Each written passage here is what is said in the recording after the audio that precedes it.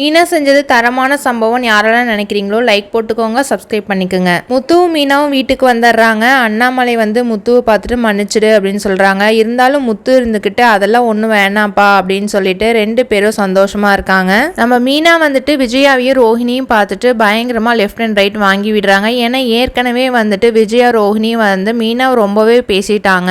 மீனா ரோஹிணி ஸ்ருதி 3 பேர் கிச்சனில் நின்று பேசிக்கிட்டு இருக்காங்க.